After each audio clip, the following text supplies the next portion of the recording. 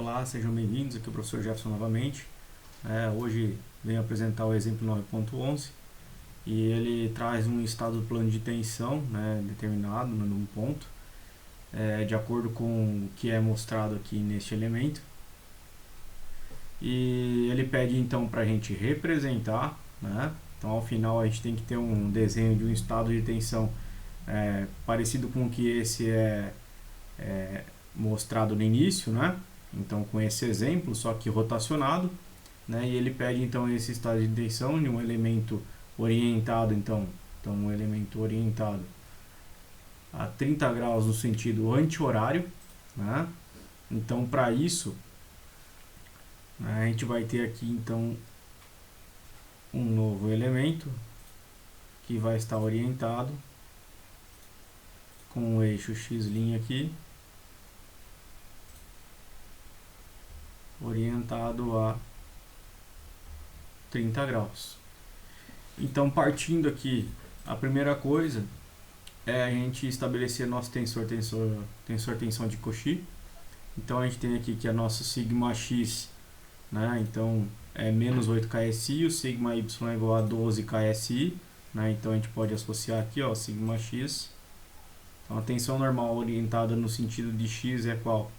É 8 KSI. Como está com a seta voltada para dentro, então comprimindo aqui o elemento, é negativo. Então a tensão sigma y, então orientada aqui de acordo com o eixo y, que está sempre a 90 graus do eixo x, então a gente tem aqui uma tensão de tração e é de 12 KSI. E a tensão desse isolamento, que é de menos 6 KSI, a gente pode observar exatamente porque ela está ao contrário do padrão, que seria para cima, O padrão positivo, seria esse. Ele está ao oposto, então aqui é 6 KSI, portanto negativo. Quando formos calcular aqui, então, a tensão média, aqui vai ser o sigma x mais sigma y sobre 2 dividido, então a gente pega o menos 8 mais 12 dividido por 2, isso vai nos dar 2 KSI. Aqui no cálculo do raio, ele faz o menos 8 menos 12 dividido por 2, daria menos 10, ele está ignorando o negativo porque ele vai elevar ao quadrado, então o sinal não vai importar nesse caso. E aqui seria o menos 6 KSI, novamente, como vai elevar ao quadrado, também está ignorando o sinal para o cálculo do raio, vai dar o mesmo resultado, então 11,66 é o valor do raio. Com esses dados a gente consegue, com os dados da tensão média e do raio, a gente consegue então estabelecer o nosso círculo de Mohr com o centro A2 da origem, então 2 KSI, e a gente sabe então aqui que o raio é de 11,66 KSI, então a gente consegue determinar aqui, inclusive se quisermos desenhar bem o raio, conseguimos aqui determinar os pontos de tensão de alinhamento máxima, as tensões principais, o sigma 1, o sigma 2, podemos desenhar isso em escala. Mas sabendo disso, sabendo desenhar esse nosso círculo de Mohr, a gente consegue determinar aqui também o nosso ponto, de partida aqui, que seria a tensão nessa face do elemento. Talvez não tenha ficado tão claro, vou mostrar aqui em verde. Então a tensão nessa face do elemento. Então nessa face do elemento é o ponto A. E como é que a gente vai determinar ela? Então aqui a gente está dizendo que é menos 8 KSI com menos 6 KSI. Como a gente sabe que no círculo de Mohr a tensão cisalhante ela tem o sinal positivo para baixo, então o eixo aqui do tal, ele é positivo para baixo, e a tensão normal é positiva para a direita, então é menos 8, menos 6. Menos 8, então a partir da origem, menos 8.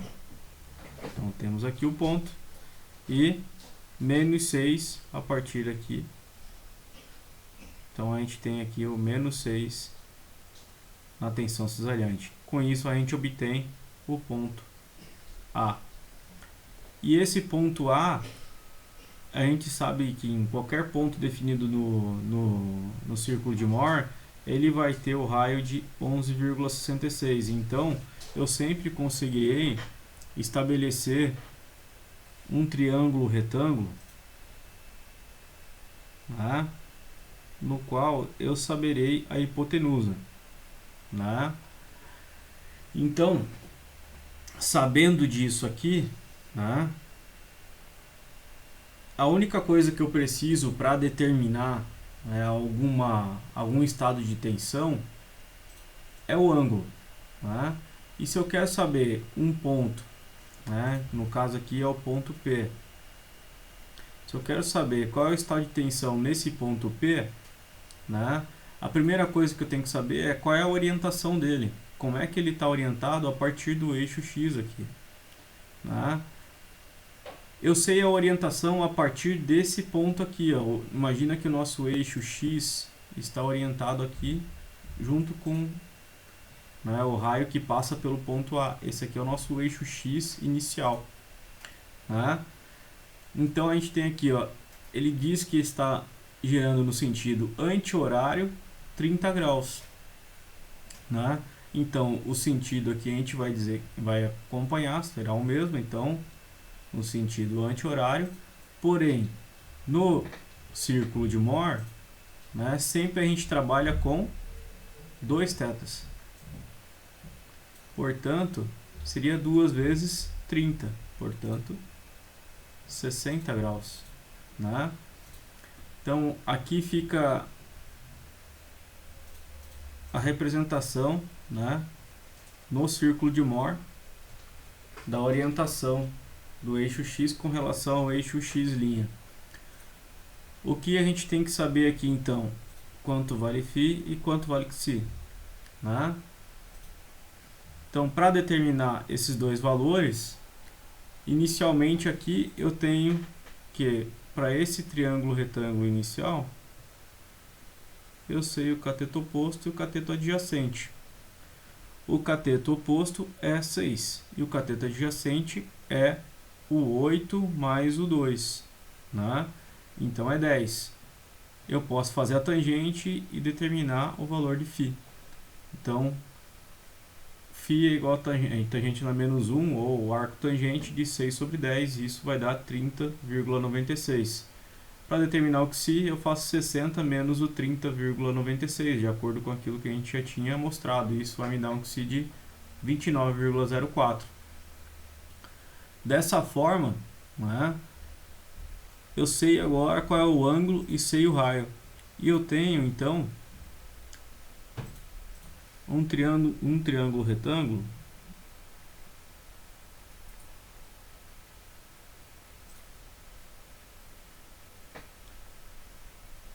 em que o ângulo aqui eu conheço, de 9,04 graus, e eu sei também a hipotenusa, e eu sei que ele é um triângulo retângulo.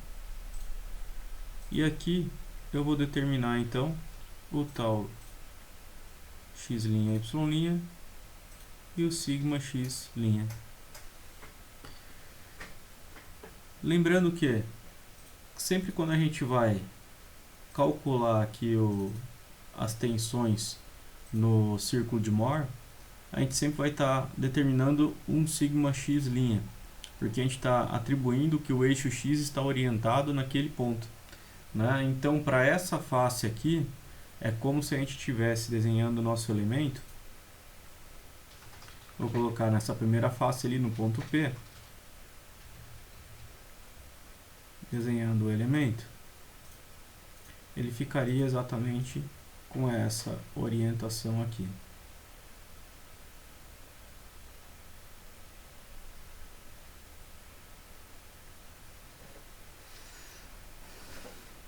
E o que a gente está determinando é exatamente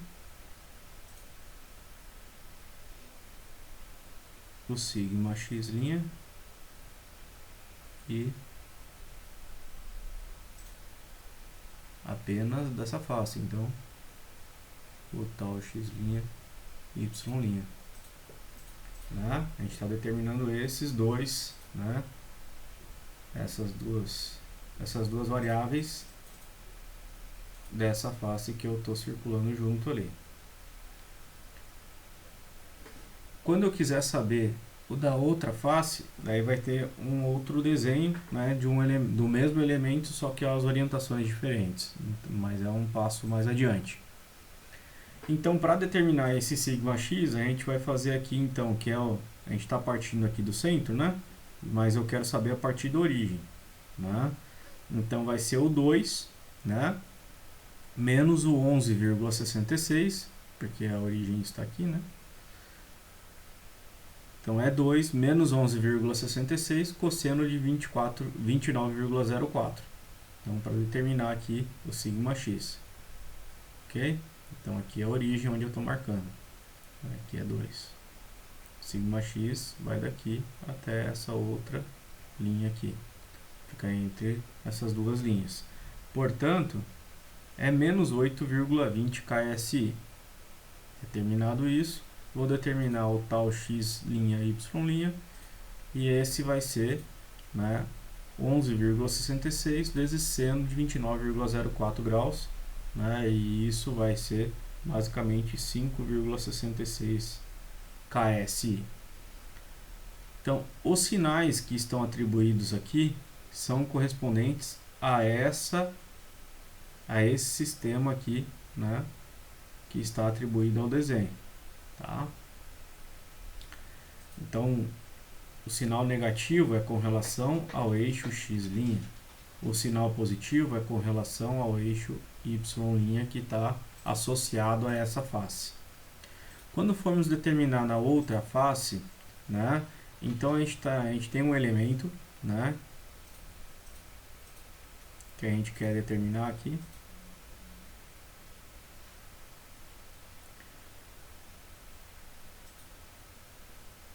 E eu quero saber no sentido do eixo y', né?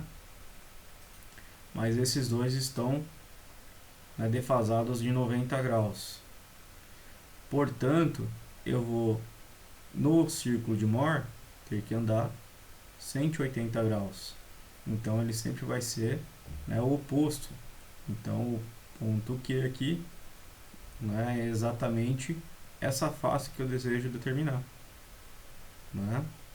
Que é a face em que no meu elemento original é o y', o elemento que eu tenho interesse. Para o círculo de Mohr, ele entende que é um sigma x'.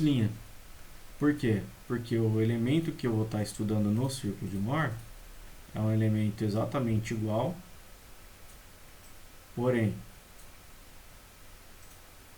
o eixo x' é o que está sendo atribuído à face e o eixo y' está orientado a 90 graus, né?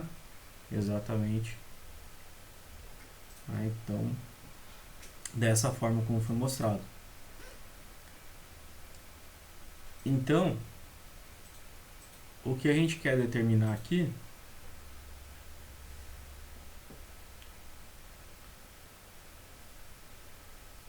é o sigma x' para essa face e o tal x', y' para essa face, né? Fazendo os cálculos ali, né, a gente vai fazer de acordo com esse novo triângulo agora, no qual a gente sabe que o ângulo é o mesmo, né? Então que é 29,04 e que o nosso raio também é o mesmo, só que a origem está defasada aqui de 2. Então o triângulo ele fica desenhado dessa forma aqui,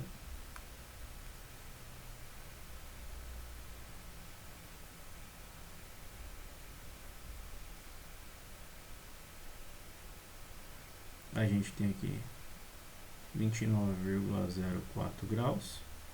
A gente sabe que aqui é 11,66.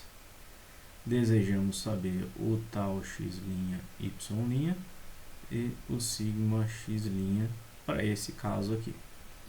Tá? Porém, a gente sabe que a origem aqui, ó, está defasada de 2. Então, o sigma x' vai ser 2 mais o 11,66 cosseno de 29,04. Isso vai dar 12,2 KSI para essa face. E o tal x', y' será menos 11,66, né? Porque ele está voltado para o sentido negativo, né? Então, seno de 29,04 graus. Né? E isso vai me dar um valor de menos 5,66 KSI. Tá? Sabendo disso, né? Então eu tenho aqui que, olhando para esses eixos aqui, né? A tensão, né, sigma y, né, que seria esse 12,2 KSI, ela vai ser de tração, que é o que está mostrado na figura abaixo. A tensão sigma x', né, ela vai ser de compressão, que é o que está mostrado aqui também, na face. A tensão cisalhante, aqui ela é positiva, né, 5,66 KSI, certo? E ela está orientada de acordo com o eixo Y. Né? Então, exatamente, né, orientada de acordo com o eixo Y. Então, portanto, ela é no sentido positivo. E para confirmar, o tal x', y', aqui deu negativo. Né? Então, ele ficou negativo por quê? Porque o eixo Y está voltado para o outro lado. Né? Então, exatamente, ele vai se voltar contra o eixo Y, mas no caso, né, o estado de tensão do tensor, né, da tensão cisalhante nesse ponto, para essa orientação, é no caso positivo, né, quando a gente consegue observar. Bom, sem mais, eu fico por aqui. Até a próxima.